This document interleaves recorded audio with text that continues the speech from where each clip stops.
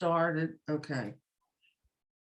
Okay, so this morning we are going to be learning where we left off in chapter 2 of Nechemiah, and we are going to continue to learn some very interesting things about the history of the region at that time.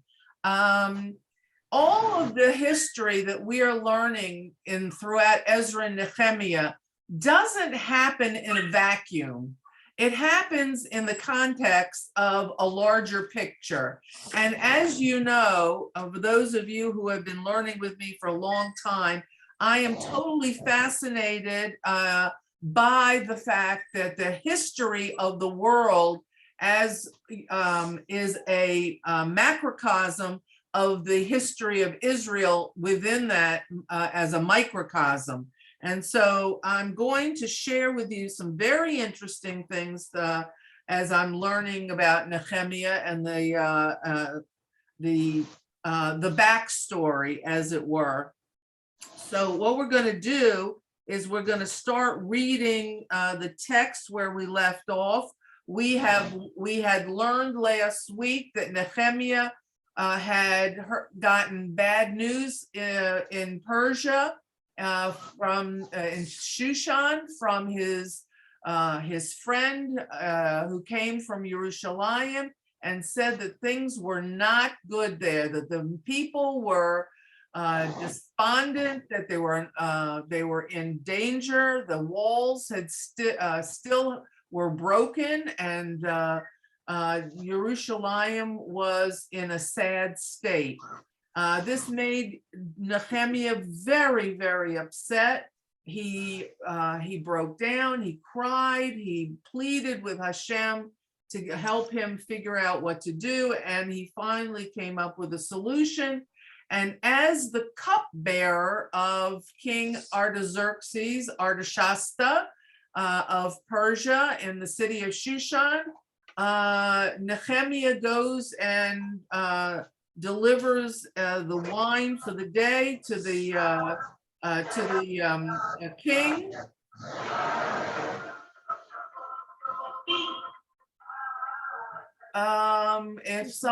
If everyone could mute themselves, that'd be great. And so the king sees that there's an expression on Nehemiah's face that does not look like his regular, possibly very pleasant, engaging face. And so what happens is the king says to him, because he's the cupbearer and bringing wine, he says to him, "What's going on, Nechemiah?" Nechemiah said, thinking that perhaps he has a guilty looking face because he might be poisoning the king. And to the relief of the king, he said, Nechemiah says, "I have just gotten news from my brothers that the place where my ancestors are buried is in terrible situation, in dire straits, and I feel terrible. I feel the urgency to go. I don't know what to do." And the king says, "Well, what is your wish?" Nechemiah says, I would like to go and help rebuild and make it better for my brethren over in Yehuda and Jerusalem." The king is magnanimous. He provides a positive answer to Nechemiah. He said, with his good wishes, "You go, and I'll give you an army to assist, cavalry to assist you on your journey there," which is a different kind of a trip than Ezra had. And then he said, Nehemiah asked for letters to different people. One is to the governors, the Persian governors in the area, to say, yes, indeed, the king has given Nehemiah permission to come back and do whatever is necessary. And the truth is, the king has actually made him as a governor figure. So that's going to create some type of conflict when he gets there, but we're going to see what happens. Now, in addition to that, there is a letter to woodcutter. That is not my dog. Not Let's see. Can we? somebody else's dog. They need to get rid of the dog. It's really difficult. I think it's outside of Carol. Right, Rhonda, house. can you mute Yeah. us all, Rhonda, and then Yeah, unmute that yourself? would be the best situation, to just mute us all. Yeah, So so what happens is that the letter goes to the woodcutter of the Persian orchards in Yehuda, and says, yes, give whatever is needed for Nechemiah's rebuilding. And so Nechemiah goes. It takes him a long time. He gets there, and we're going to find out what happens.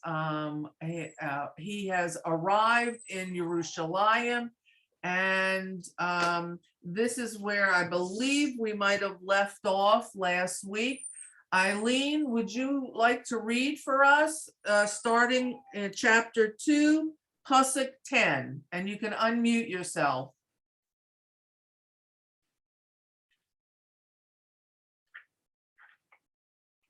Eileen, can you unmute yourself?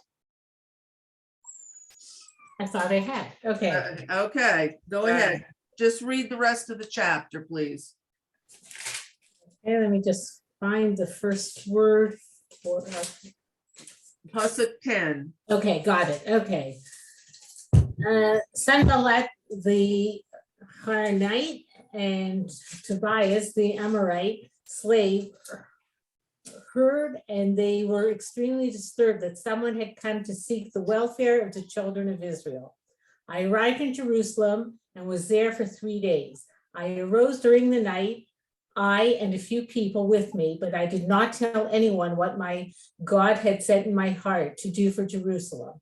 I had no animal with me except the animal upon which I was riding. I went out at night through the gate of the valley towards the direction of the Serpent Spring to the Dung Gate. I contemplated the walls of Jerusalem, which had been breached and its gates consumed by fire. I then passed on to the Spring Gate and the King's Pool, but there was no room for the animal under me to pass. I went up the valley in the night and I contemplated the wall. Then I turned back and I entered by the gate of the valley and returned.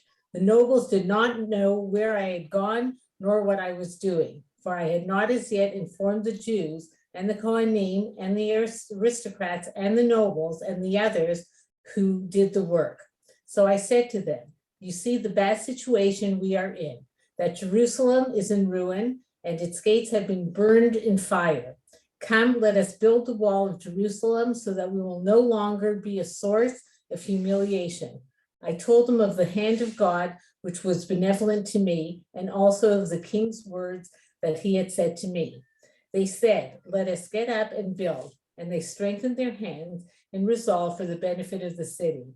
Sanballat the Horonite, Tobiah the Ammonite slave, and Gershom the Arab heard. They ridiculed us and were contemptuous of us and said, what is this thing you are doing? Are you rebelling against the king? I answered them a word. I said to them, the God of heaven will grant us success, and we his servants will arise and build, but you have no portion, nor merit, nor remembrance in Jerusalem. Okay. Okay, so what do we have here? We have Nechemiah arriving in Jerusalem. He doesn't make a big deal about his arrival. He says that he kind of takes 3 days. We see that there at that time, 3 days must be very significant, because Ezra did the same thing when he arrived in Jerusalem. It's like a time to get over your traveling and weariness and get your strength back. and after that, that you pray and thank God for your safe journey. And so you come back to the task at hand, and then it's very then life begins where you've arrived. Now let's start with Pasuk 10, and let's see what happens here and who these people are and what it is that is going to happen. We get a sense that that something is about to happen. We're not really sure what it is, but something is going to go on because we get the mention of certain people. So who are these people and what do they have to do with the fact that Nechemiah has come to rebuild the wall? Well, in verse 10, it says, now when Sanballat the Horonite and Tobiah the Ammonite slave saw him coming, they were very upset to think that someone was coming to help and benefit and do something good for the children of Israel. Why were they so and it says, and they were extremely chagrined. They were upset. That chagrined is putting it mildly. They were really, really annoyed. So why these two people? It's a Horonite and an Ammonite. Well, I'm going to tell you about these people so that you get an idea of what Jerusalem was going through. First of all, it's interesting. We hear that in Persia, in the city of Shushan, which is a very gorgeous and rich city, that Nechemiah is so upset. And why is he upset? He understands that the trials and tribulations that the Jews are going through as returnees in the Shivat Zion, in the return to Zion, has not progressed well.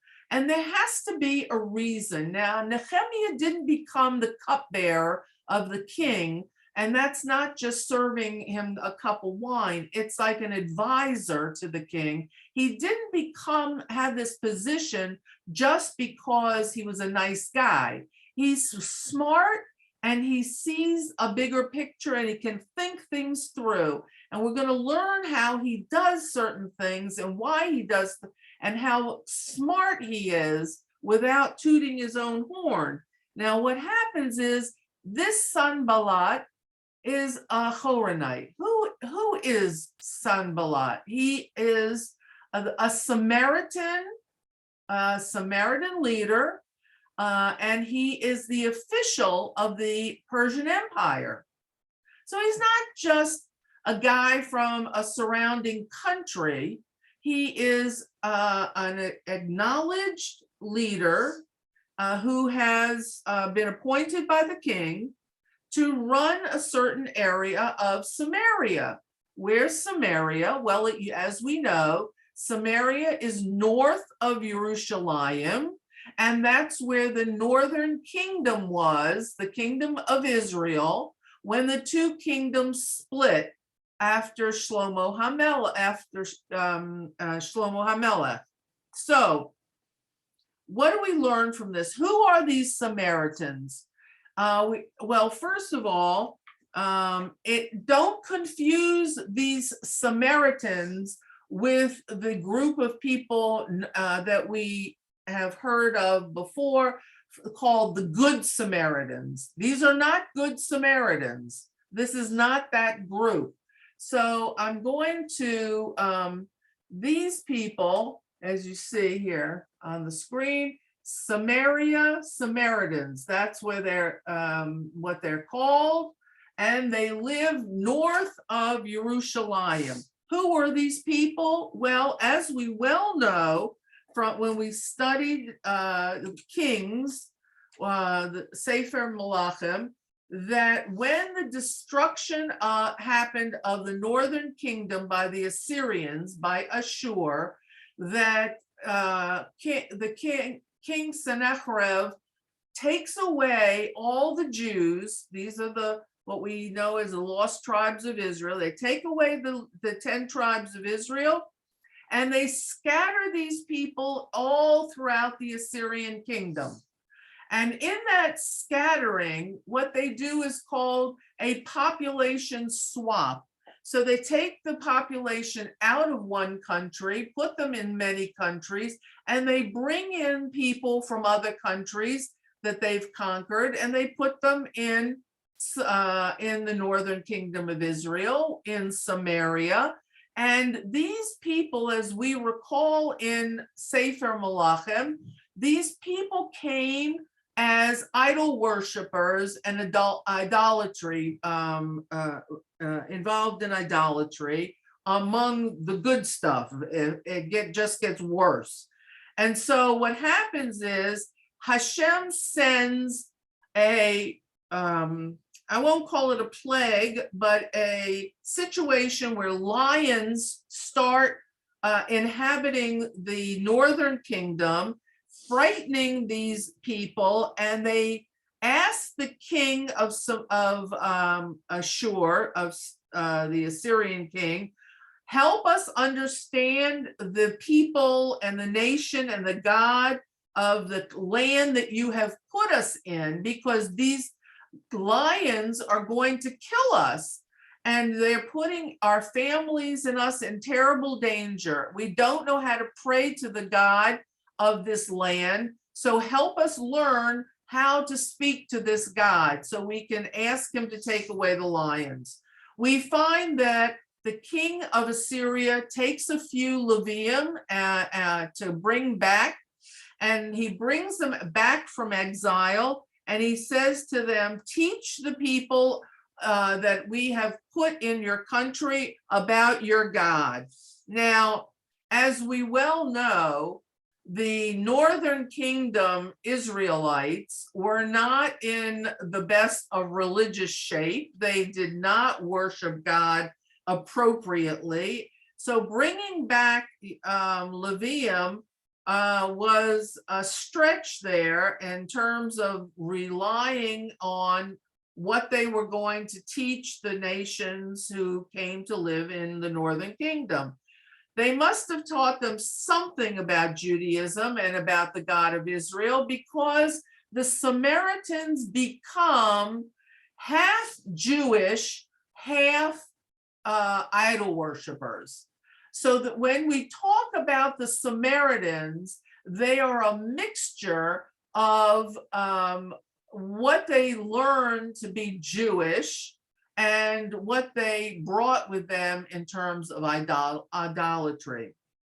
Now, this is a very strange and difficult combination, but Sanballat is the head, he is the leader in Samaria. And so as the leader in Samaria, he is very much involved in what the Samaritans believe in. And what happens is, here comes Sanballat is a governor or a satrap. He's a governor for the Persian king. He is in the province of Samaria. He is a Samaritan.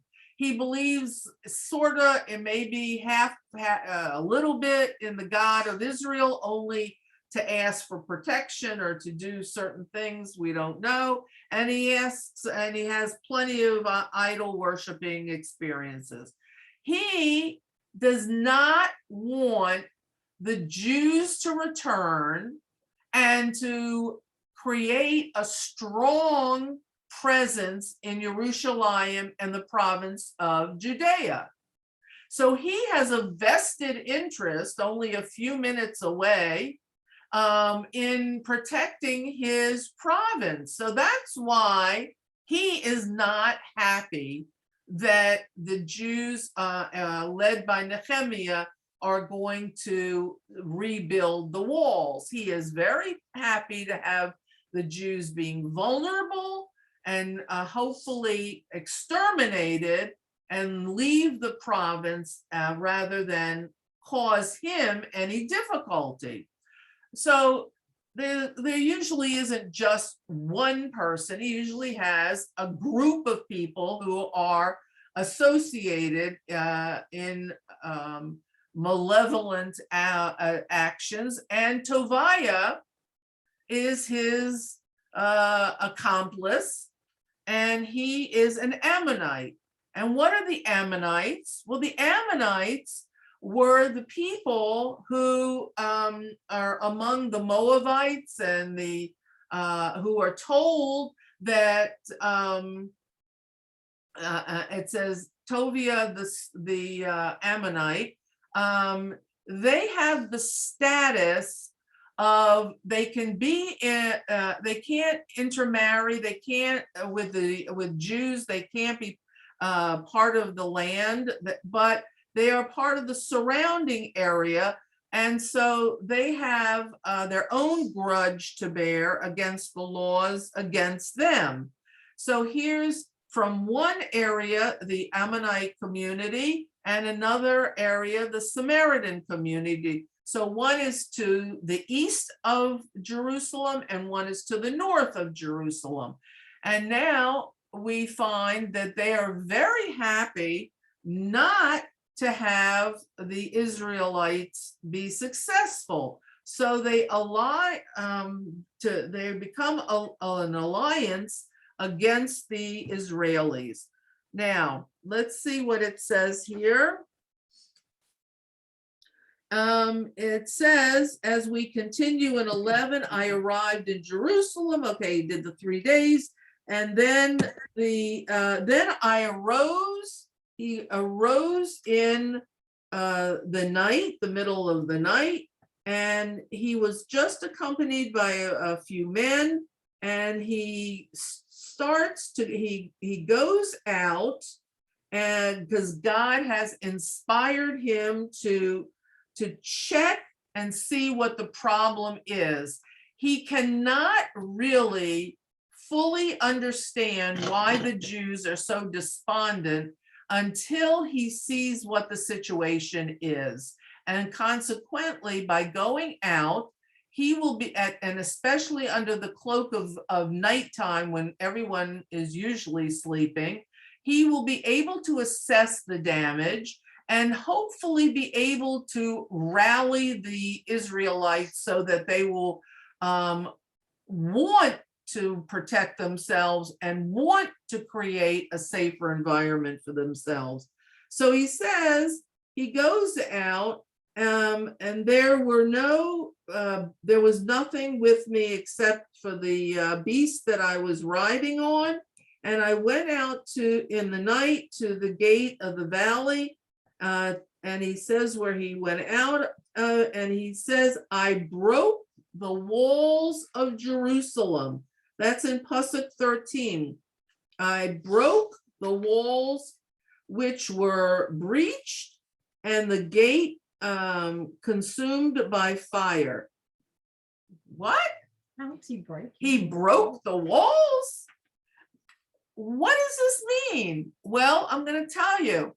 He sees that in a lot of places there were the walls were breached, but they weren't so bad.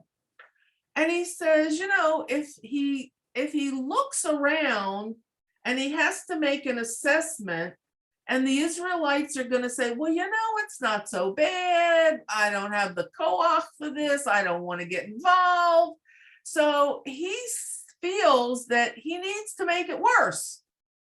And he breaks some of the wall to make it worse so that he can say to the Israelites, you can't live like this. There's no protection for you. It's not just a hole in the wall. It's a real big damage. So you have to help and make the walls safe again for Jerusalem and not be out there and so vulnerable.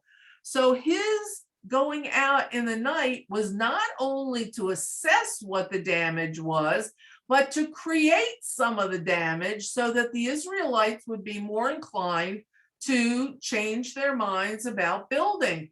It seems that they were perfectly content to be despondent and humiliated and unhappy to live in that kind of situation, because this is years. This is 13 years after Ezra.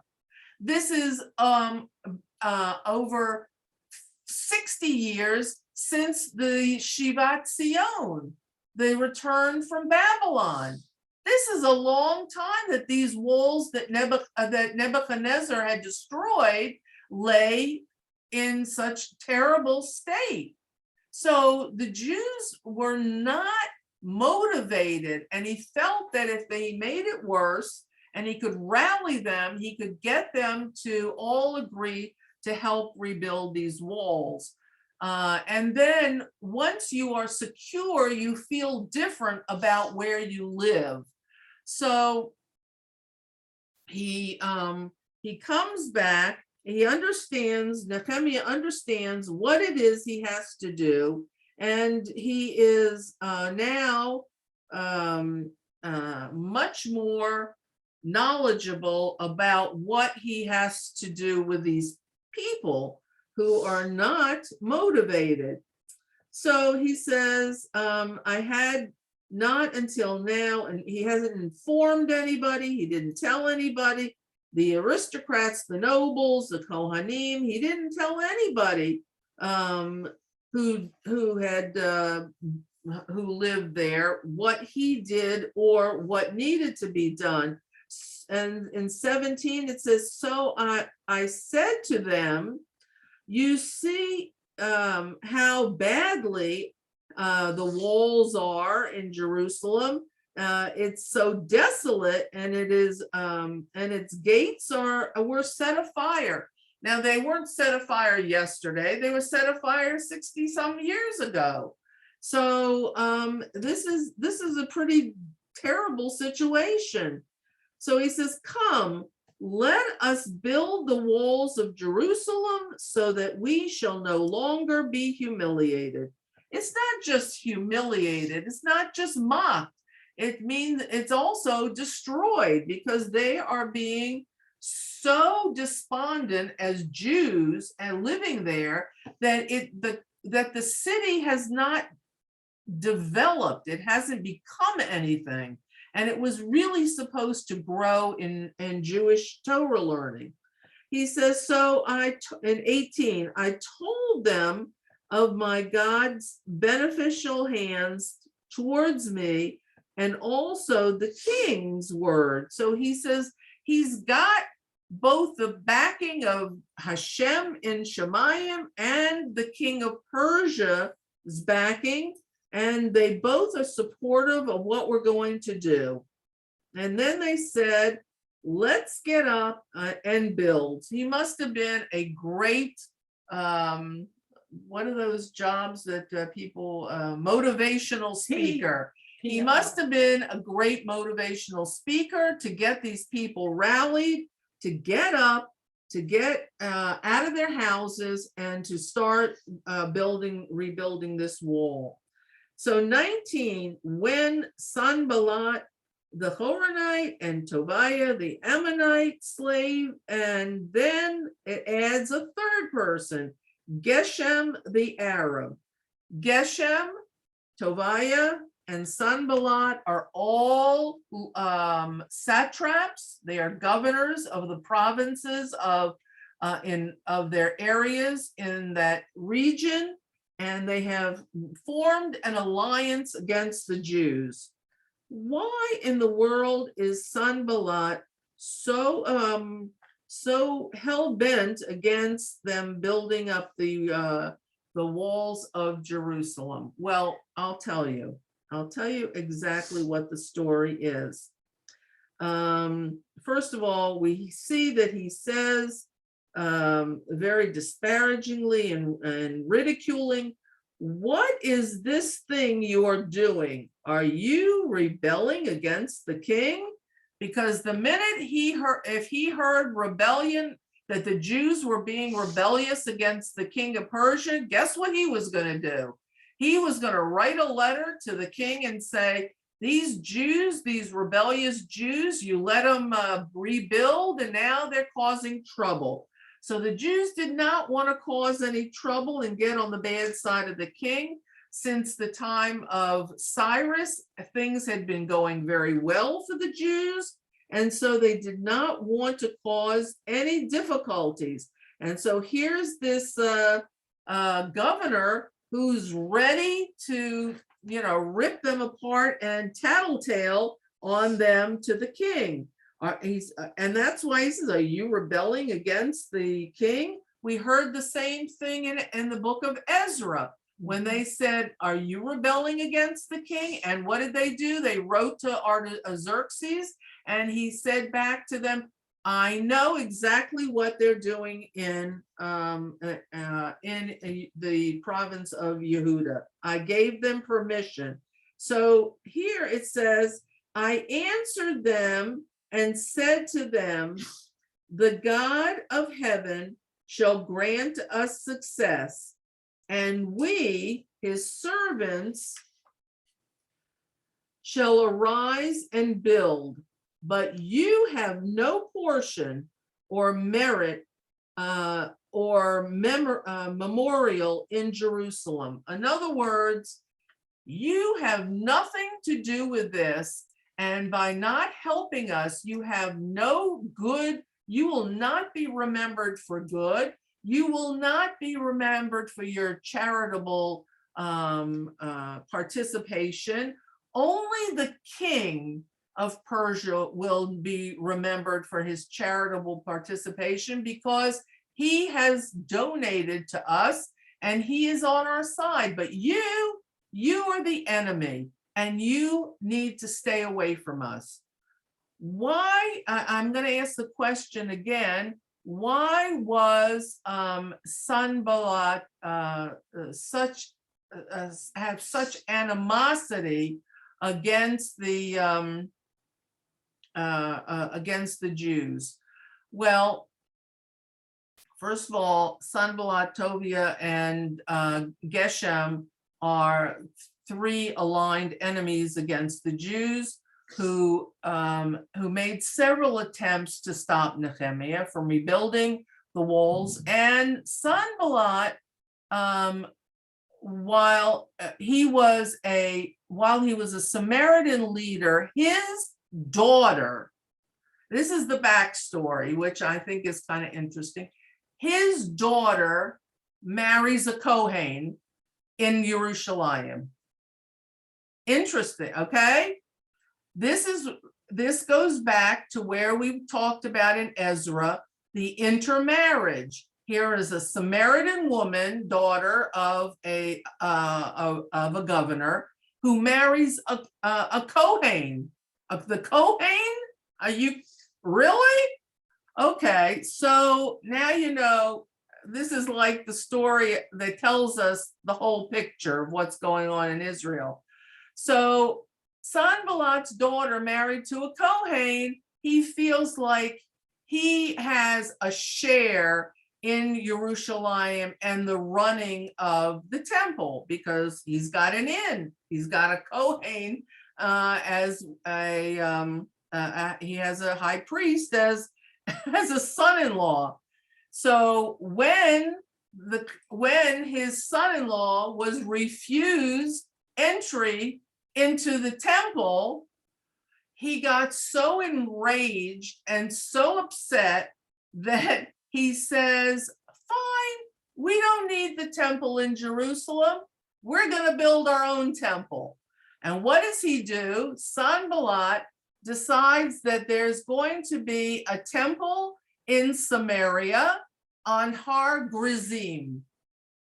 Har Gerizim, we know from stories in David HaMelech, and we know that area. And so he builds a kind of a temple so his son-in-law can practice being a Kohen. Now, you know, that sounds like a good father-in-law. He gives him a job. He provides for his daughter and his son-in-law, but this is all against Torah. This is all just shredding everything we know about Torah life and how it should be when a Kohen should be devoting himself to the Beit HaMikdash and Hashem's laws of Torah. Now, so that's the backstory. He's got a grudge, and he's going to do everything he can to keep these Jews from succeeding. Okay. Now, each one of these other guys, Tobiah and Geshem, also have their grudges, as I mentioned. Each one, based on Torah law, has been kept away from becoming mainstream Jews in Israel. Okay, so what is it now that the animosity for these people? Well, here come the Jews as returnees from Babylon, from Persia. And there were people, as we know, that Nebuchadnezzar left behind. Do you remember that there were Jews that were tending the fields, and they were the peasants, and there were people who had escaped from Judah. They had gone to Egypt.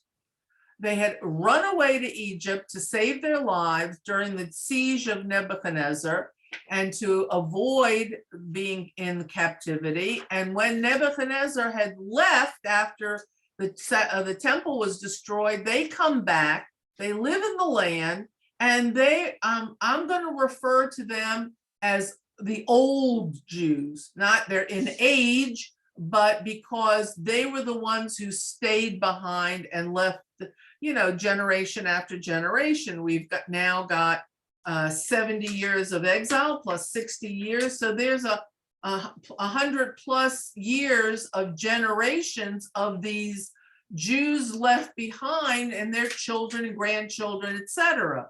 So they have maintained the land. They've intermarried as well. And so they are feel that they have the right to that territory, not these returning Jews.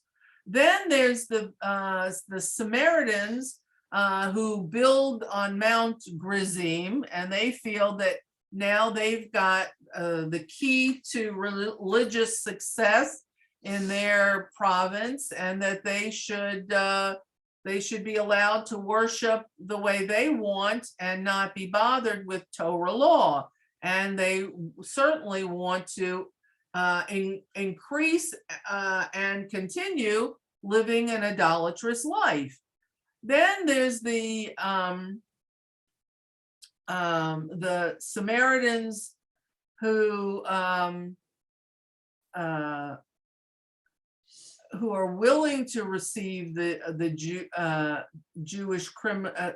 They are ready and willing to receive, the Samaritans are, Jewish criminals and refugees from justice. They're happy to bring them into their community of Samaria, no matter what kind of laws they violate, Jewish laws they violated, and to include them in their community, even though they've been excommunicated. And so they have a mixture. It sounds almost like safe cities, that we talk about today, that these people who are criminals and lawless people have run to Samaria. They're included in there. So now they have people who are against Torah, they're idolatry observers, and they are against the Jews, and they've done whatever their wickedness is. So there's a lot going on in Samaria that is not good for the Jews. Now,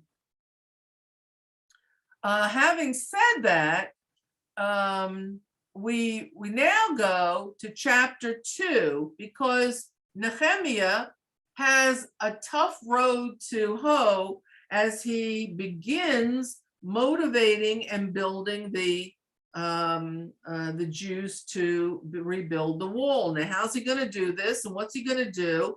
And let's see, Cynthia, can you unmute yourself and read? We have a lot of names here, so I'd like to see what we can do here with it with chapter 2.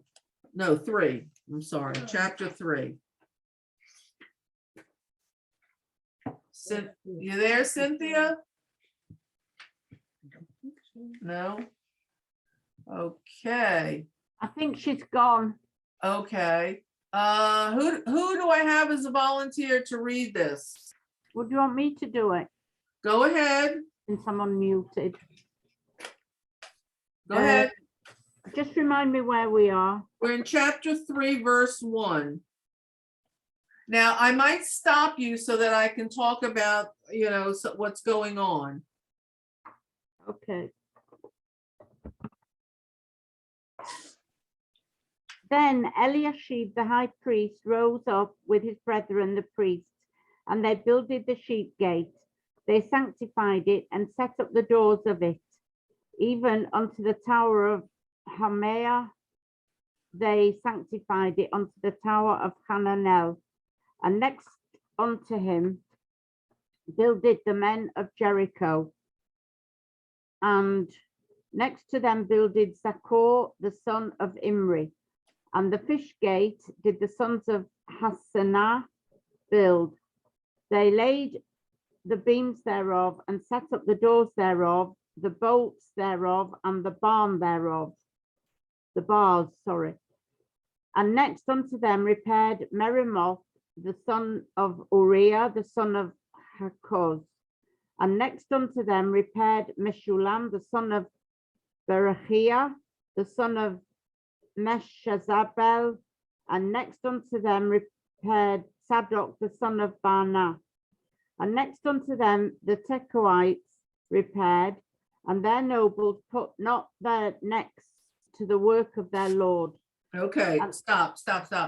All right, now what we're going to hear for the next maybe 25 verses are who built what sections of the wall.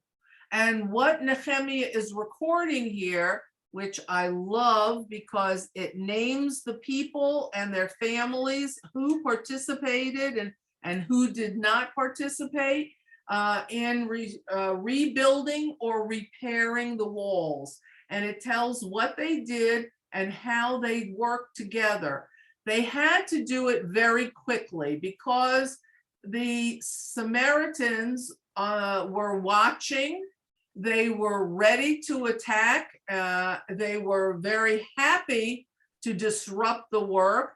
And so the Jews had to stay focused. Nehemiah had to get these people to come out of their houses, and he had to make a decision how they would rebuild the wall. Now, some places were so badly breached and so much destruction that they had to rebuild it from the ground level up.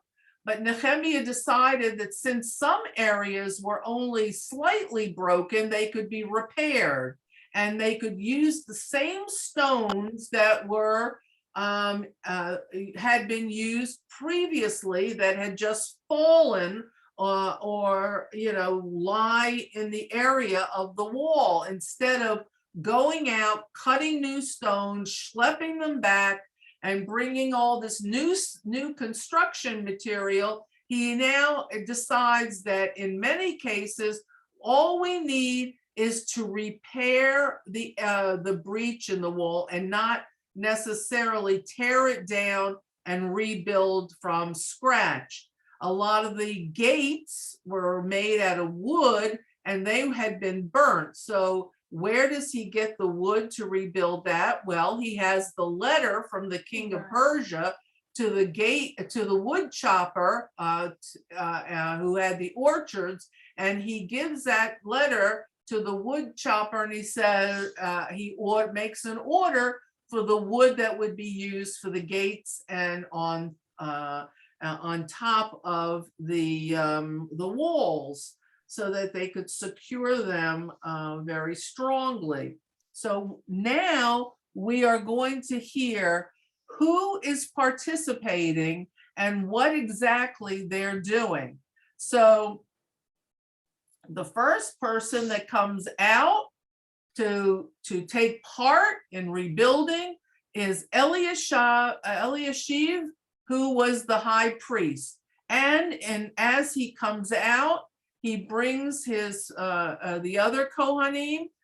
Eliashiv, who is now the high priest in the temple, was the grandson of Yehoshua, the high priest who returned with Zerubbabel. Remember Yehoshua ben Hatzadok? Remember him? He came back and he was the first Kohen Gadol who for the rebuilding of the temple. So Eliashiv, the high priest, comes out and he's ready to go with the Kohanim, and they start to build. Remember, he is the grandson of Yehoshua. All right. So then they begin building the wall at what's called the sheep gate. Now, and then it says that they sanctified it. Well, the sheep gate was an important gate. It was where the animals that were going to be used as korbanot were brought in straight into the Beit HaMikdash to where the altar was. And this gate, because it was where the korbanot would, the eventual korbanot would be, these animals, it was sanctified as holy. And we learn in the Mishnah that there are 10 levels of holiness throughout Israel, and every area has a different amount of sanctity. And this was one of the places, it wasn't as holy as the Beit HaMikdash, it wasn't as holy as the altar, but it had Kedusha. So then, any questions? Yes. Sorry to interrupt you. No problem, no. But I have a question. Did the names of the gates parallel the names in Jerusalem? This is Today? Jerusalem, isn't it? Yeah, this is, Yeah. So do the names still exist? Do these gates still exist? okay. The names of some of these gates that we will hear are some of the same names of the gates that exist today. They are not the same walls around Jerusalem as were rebuilt back then. The walls today that surround the old city of Jerusalem were built by Suleiman the Great of the Ottoman Empire in 1535, and he secured the walls of the old city that we have today. Now, some of the names of the gates are the same. They may be in similar locations of where the gates that are mentioned now, because like the dung gate. The dung gate is where the garbage was thrown out and all the refuse was thrown out. So it could possibly be the same location because maybe that area was good for, as for garbage. We have several other gates that you'll hear that have familiar sounds, but 9 times out of 10, they are probably not in the same place. because the gates today, the walls today go around a much smaller area than they did back then. The walls that they're building now in Nechemiah are quite a large surrounding area, much larger than what we have today. Okay, so Thank you. I hope that answers your question. It does. Thank you. Good. Woo, I'm glad I could answer that. Okay. So now, Rhonda, oh, excuse me, I Yeah, have another sure. question. yes, With all these names of all the people who are working, yes, and going back to when you talked about a Zambolet, I don't know if I'm pronouncing it right, his daughter was, his son-in-law, how come they never say his name? We never hear do we ever hear the names of the Kohanim? They're just called Kohanim.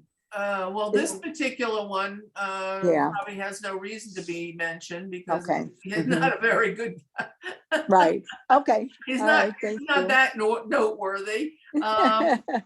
Okay, so, Thank you.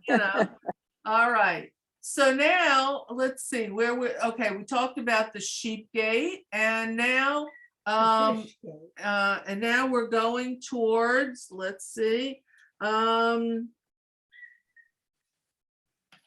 fish gate. okay, hold on a second, we're going, okay. The sheep gate and sanctified it, and now until the tower of Nechemiah, it's the Tower of 100. Now, they don't know exactly if Nechemiah was somebody's name, or Nechemiah meant that it was a special place where 100 of something happened. There is a discussion that there were 100 names of men who fought to protect Jerusalem, and that this tower was named for them, the Tower of 100. Okay, so we're not sure exactly, but that's where this this tower that we get mentioned. And then Pasuk 2, the men of Jericho, they've come to build an adjacent to the Tower of 100. And then we have the Zahur, and it tells us the names, they build adjacent to that area. And then the sons, now they're all connecting these walls. They're building right next to each other. So where the house of Ronda is building is right next to the house of Xenia, and the house of Beverly is building, and we're all working together to attach these various sections of walls around the city. And if we can have every family building a section of wall, we can do it pretty quickly because we've got the enemy breathing down our neck. So here we go, and we're going to mention all of these families' names. Who wants to continue reading? Xenia? Yeah, which verse? Okay, You want me to verse start it? 3. Go Okay, ahead, yeah. 3. At number 3, okay. The sons of Hassana rebuilt the fish gate. They roofed and set up its doors, locks, and bars. Next to them, Meremoth, son of Uriah, son of Hakoz, repaired. And next to him, Meshulam, son of Barachia, son of Mishazabel. Next to him, Sadok, son of Bana, repaired. Next to him, the Tekoites repaired, though their nobles would not take upon their shoulders the work of their Lord. Okay, so Oh, yeah. hold on. Okay, That's- yeah. so those are the Tekoites. Mhm. Now, what happens here? Why was it called the fish gate? Well, it might be where all the fishmongers came to sell fish. Okay, and and they built and talks about the doors, the locks, the bars. They had to make it secure. And then we have another group of people, and they strengthen the wall, the area adjacent to that. So they're not rebuilding, they're strengthening it, and they're fortifying it. And then it comes back, the son, it names some more people, and they're strengthening it, and tells exactly what these people do, whether they repair, strengthen, or rebuild. And they're all adjacent to one another. In Pasuk 5, the Tekoites. Now, the Tekoa is a city in Israel. And they were known back then for their most luscious olives in all of Israel. And the Tekoites, were the ones who supplied olive oil for the Beit HaMikdash. Now, they were wealthy from their businesses. And it says here that the Tekoite, let's see, where was I? Okay, they came, the Tekoites strengthened and adjacent to them, but their powerful ones did not accept the yoke of their master's labor. Now, what does that mean? Well, to us, just reading it casually, it would mean that they didn't do any work. They sent, it was their job to fix it, but they hired, the rich people hired people to do the work. That's one interpretation of it. And some say that the wealthy people of Tekoa didn't want to get their hands dirty, and so they got slaves to do the work for them.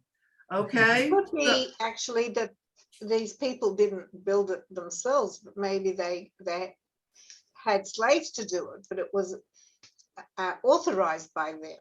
Whereas the Tekoites wouldn't even do that. They wouldn't even put the money in. Well, they did hire the people to do it, because it says their master's labor. So they did hire people to do it. But where it says that so-and-so, son of so-and-so, did the work, that means they did the work. So unless, we're gonna hear other people and what they did. So you want to continue, Mira? Yes, from number 6. Yes. And Joiada, Go ahead. the son of Paseah, and Meshulam, the son of Besodiah, repaired the gate of the old city.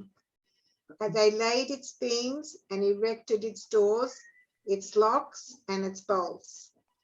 And next to them, the Melatiah, the Gibeonites, and Jadon the Meronothite, and the men of Gideon and Mizpah repaired.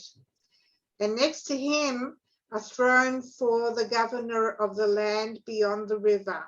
Okay, stop there. All right. So in Pasuk 6, we learn that some of these people strengthened the old gate. And we're not sure exactly where that is, but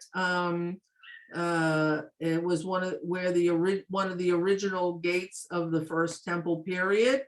And then the Gibeonites. Now, the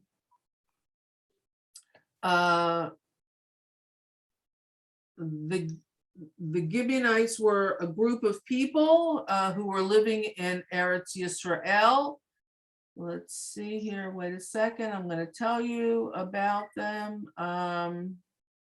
Hold on.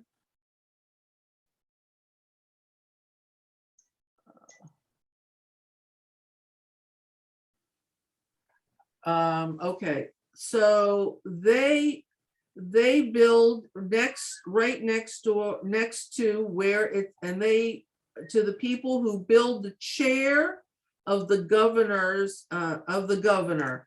Now, the governor or the satrap of the Persian king had a house in Jerusalem, and next to that house was the wall. And that was the area where they said was the seat of the governor, where he would come when he was in town and represent the king and do whatever official business he was going to do. And he had a position where he had a seat at the wall. So then we learn that, did you, go ahead, Mira. Okay. Okay, next to Uzziel, the son of Hariah of the goldsmiths, repaired, and next to him, Hananiah, the son of the perfumers, repaired, and they filled Jerusalem until the broad wall. And next to them, Rephaiah, the son of Hur, the ruler of half the district of Jerusalem, repaired. Okay, so who do we have here? We have in verse, let's see, number 9, in verse number 9, we have mentioned the name of, let's see, his name is, where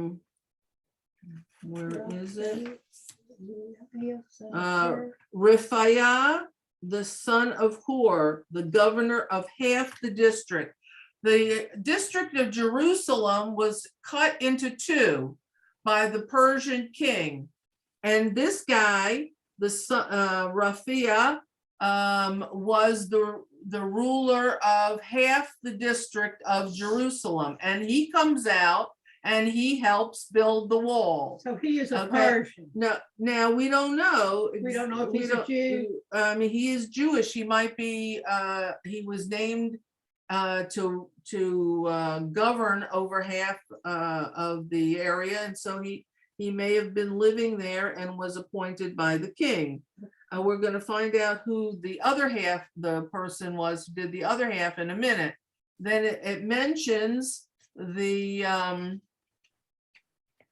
let's see, it mentions the perfumers, those who made spices and incense and perfumes. They came out to work adjacent to these Goldsmiths. people. And all right, let's continue. Let's see who else comes Okay. out.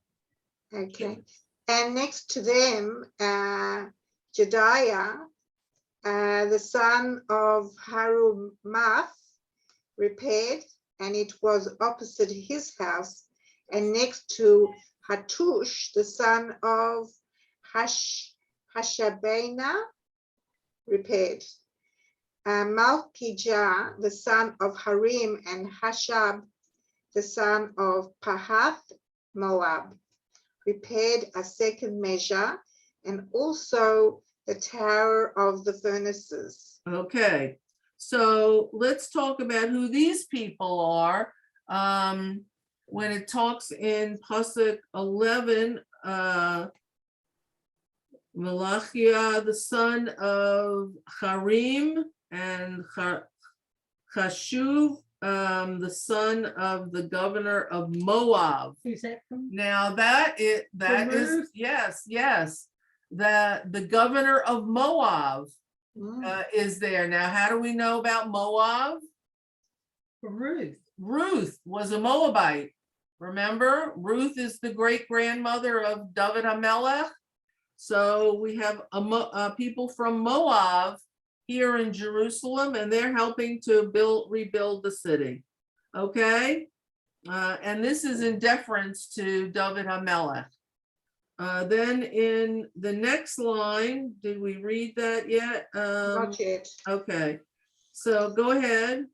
Next to him, Shalom, the son of Halohesh, the ruler of half the district of Jerusalem. All right, here's the guy who's the second half of the district of Jerusalem.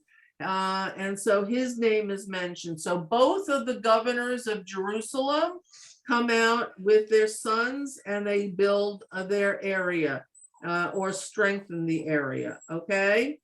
And it says here, what does he do? He strengthens the area adjacent to him, meaning next to his house, he and his daughters, okay? So even the daughters come out and work. Now, whether they came out and actually did the work or whether they hired someone to do the work, then We don't know. we don't know, but it mentions the daughters, which I think is a very significant thing here. It meant that everybody was participating.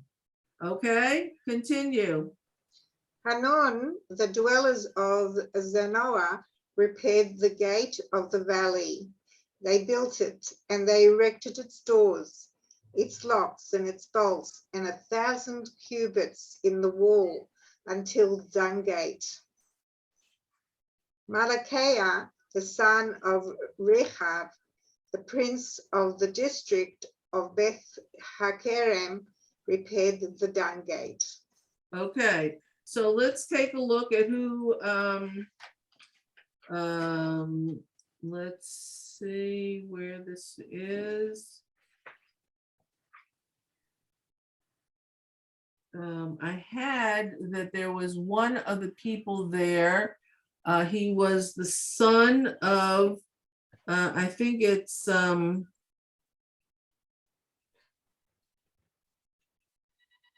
it may be Hanun. One in verse, I have it as verse 12. It says the son of the whisperer. The Hebrew word is a whisperer. Very interesting that they mention who he is, because it's the son of the districts, the second district of Jerusalem is called the whisperer. Why is he called the whisperer? For two reasons he could be called the whisperer. One reason is because he was very learned in Kabbalah. And in those days, you didn't talk out loud about Kabbalah. It was very mystical. It was an oral, oral information. People did not really talk about it so much. And so whenever he would talk about Kabbalah, he would whisper it to people. Or the other interpretation of why he was a whisperer is a whisperer oftentimes was a snake charmer.